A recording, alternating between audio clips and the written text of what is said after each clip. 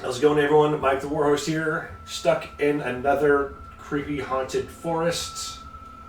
I really need a better map. But I suppose it is rather fitting because today we are going to be taking a look at the Dark Nation. Ow, that hurt.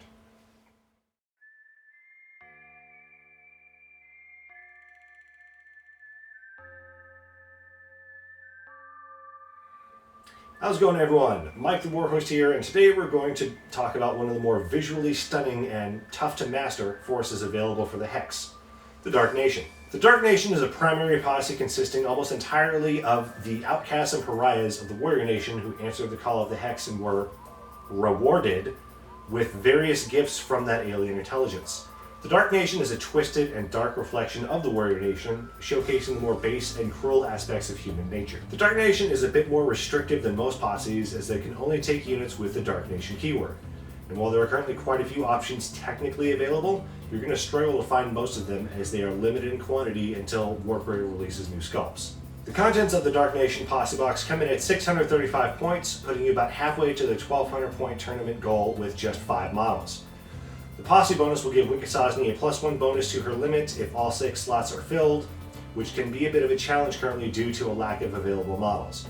If you want to bring a Dark Nation list to a tournament in the near future and just want something legal to use, go ahead and grab the following models. Posse box: Vorket, Dark Nation Hands, Hexalith, Hex Beasts, and Spirit Apparitions. That is the quickest way to get up to the 1200 point mark with the Dark Nation without having to scour eBay and random online hobby stores around the globe for additional units. For this video, we're going to be talking about everything currently available for the Dark Nation to provide a bit more variety and show off what the Posse can currently do. My example list will include all of the core units from the Posse box, and you'll soon see why. Tactics-wise, the Dark Nation plays a lot like the Warrior Nation does. Fast-moving and hard-hitting melee-oriented units that rely on speed more than anything to stay alive and get the first strike in. And like the Warrior Nation, they're about as tough as a wet paper bag when taking hits, so be sure to use your speed to your advantage. Let's start out with the Dark Nation units that come in the Posse box and build out from there. First off, we have Wicasasni, the boss. If utilized properly, she can be an absolute beast. She comes with both flight and shrouded, so she can move nearly across the board at will and be difficult to shoot down. She also has both the Spirit and Dark Council keywords, so she can not only bring a Hexalith along, but use that Hexalith as an anchor point for coming onto the board. And the Hexalith can also let you bring a unit of Spirit Apparitions as well to help bolster your forces. The Dark Council rule also lets her attempt to compel a tainted unit, and Embrace the Hex gives her the chance to give an enemy unit the tainted keyword, which can definitely lead to some shenanigans. Hardy lets her reroll grit checks, Fight or Flight gives her the chance to dictate melee fights on her turns, and Inspirational helps nearby units get the job done with a free reroll. Her Fell Blades have Fatal on a critical success, and her Sonic Screech is a torrent weapon with a piercing value of -3. She comes with a base limit of 4, one of the highest in the game, and her Posse bonus will bump that all the way up to 5. Even for legendary bosses, Wicasasni can be utterly brutal to fight against. Callie is a fast-moving torrent machine who has no trouble at all getting to high ground. A quickness of 7 and Rapid gives her a pretty large threat range, and Compel gives her the opportunity to play mind games with your opponent's units. When it goes off, that is.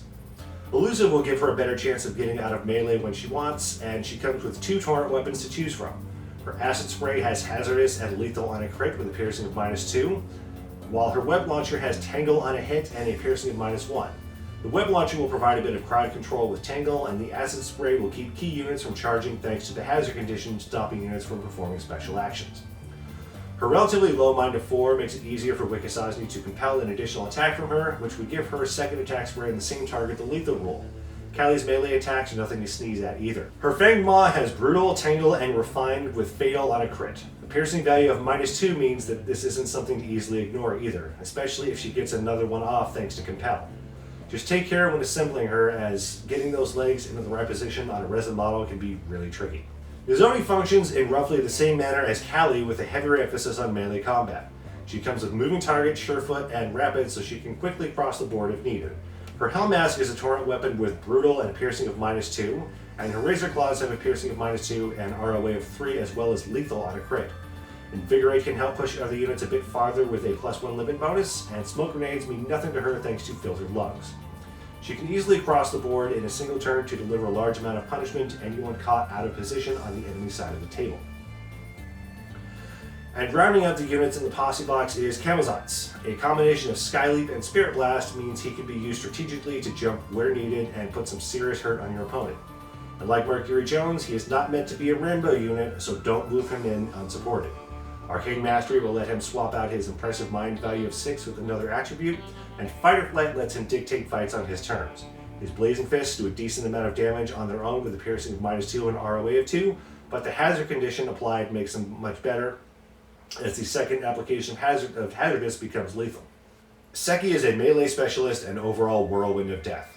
She comes with Surefoot, Agile, and Shrouded, making it easy for her to get on top of buildings without getting hit pretty easily. Headhunter gives her a source of fortune, and Death Dealer can effectively double the number of melee hits she can get with her Tree Walker blades. And those are nothing to laugh at themselves. They come with Parry and Linked, which with Decapitate on a critical success and an ROA of 3. So each strike action has the potential to generate 6 hits, and each hit has a 10% chance of triggering Decapitate. Throw her at a unit of hands and watch them disappear in a cloud of pink mist and gore. Now let's talk about some of the easier to find units to help fill this out. We still have 4 slots left to fill, after all. The Reaver hands are quite impressive on their own and rival the Confederate and Order hands as some of the best in the game. Both the Harriers and Headhunters come with Skirmishers and Surefoot, making hiding in terrain a bit easier as well as lessening the potential damage for a Torrent or Blast weapon you do. They also come with Massed Melee, though the Harriers only have basic weapons, so that's not that impressive. The Harriers are going to be some of your only options for long-range firepower in this list, so be sure to keep them up high for that free focus benefit. While the Headhunters lack any ranged weapons at all, they certainly make up for it with their juiced axes. The axes have overcharges on a hit, Decapitate on a crit, and a piercing value of -3, making them utterly deadly. They're not easily compelled thanks to a mind value of 5, unfortunately, so don't plan on using Wicasasni or Callie to get some additional swings in. Vorket is a giant blob of distraction card effects that will take some additional work to utilize properly. He comes with metal, tough, durable, and hardy, so it's going to take a lot of firepower for your opponent to get through. Counter-Strike gives him a free hit after all grit checks are resolved, and Frenzy gives him free strikes for every crit that he rolls. Headhunter will provide some fortune for killing a unique model, which should be easy with any of the 3 melee attacks he has available. Sounds great, right? Not quite. He only has a quickness of 4, and he also comes with Berserker, so he may end up attacking your own units if nothing else is nearby. Fortunately, he only has a mind value of 4, so you should easily be able to compel him to move a time or two before activating and hopefully get him within range of an enemy unit. So that's what you can currently do with the Dark Nation based on easy model availability. But what if you want to expand from there a bit? There are some options, though it won't be easy to find them. If your opponent is okay with proxying, here's a few suggestions to try out. Littlefoot is your only other source of long-range weaponry outside of Reaver Harriers. He's the Dark Nation's version of a sniper, and he can be rather difficult to deal with. He comes with Dead-Eyed and Shrouded, so he can easily pick off a special weapon within a group of hands units without not much to worry about regarding return fire. Gun Down lets him ignore the -4 penalty for shooting into your own units. Trapper gives you a free booby trap, and Littlefoot the ability to ignore trigger detonation, and Killshot forces human targets to reroll successful crit checks. He only comes with a basic juiced rifle, but his other rules make him much more deadly. Karachi is a hard-hitting melee beast with some additional tricks up her sleeve. She comes with Teamwork, so chaining activations is a bit easier with her. Frenzy gives her an initial strike action for every critical success, and Form Up on Me can help get your Reaver Headhunters into position that much faster. Bounding Strike can help her get out of combat easily after causing a single wound on a unit, which is pretty easy with her Juiced Axe and her Fight of 6. Tree Walkers are a somewhat toned-down version of Seki, and your third option for hands units in this posse. They come with Death Dealer and Massed Melee, as well as the standard Tree Walker blades, so getting lots of hits to trigger Frenzy and Decapitate with these guys is pretty easy. You can easily drown your target in grit checks with enough of these guys racing forward.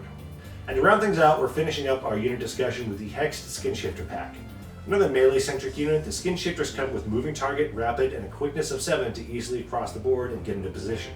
They also have Frenzy for additional hits, and their Razor Claws have an ROA of 3. Keep in mind that the Skinshifters do not have Massed Melee, so your entire unit will need to be within the 1-inch range to strike. They also have Ancillary, so they will be subject to Yeller checks like a regular hands unit. They're a bit pricey at 60 points per model and difficult to find, but can add plenty of hard-hitting offensive firepower if you can. There are a few additional units that can be taken that we won't be discussing here simply because they're either totally impossible to find or are incredibly expensive price-wise. If you're curious about them, feel free to look over their cards and sigh wistfully as you patiently wait for their addition to the range. Alright.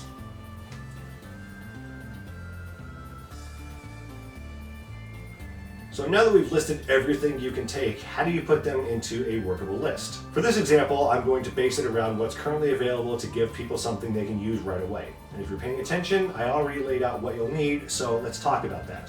If you decide to use your Hexalith as a focal point for Wicasasni to come on the board, keep in mind the risks of her not being available when it comes to activating Vorket. He may end up being too close to your own units when the time comes, and Berserker may send him to go chomp on someone important. If you deploy with Wicasasni on the board, you'll be losing some offensive ability early on and may have a harder time setting the battle tempo for the game in your favor. If you're not concerned about the +1 limit bonus, feel free to remove Vorket from the list and use his points in buying spirit apparitions to give Wicasasni an ethereal bodyguard to help keep her safe, especially if you're going up against a Soul Hunters list.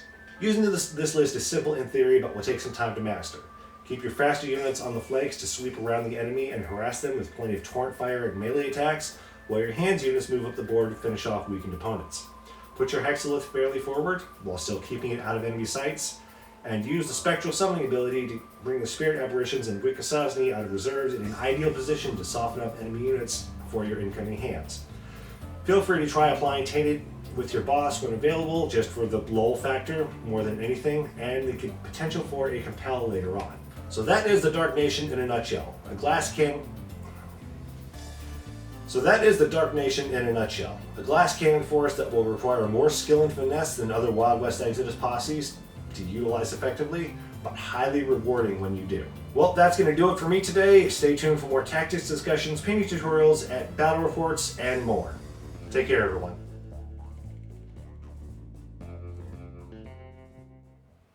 Alright, yeah, after this video, I'm definitely getting a bottle of water or something because...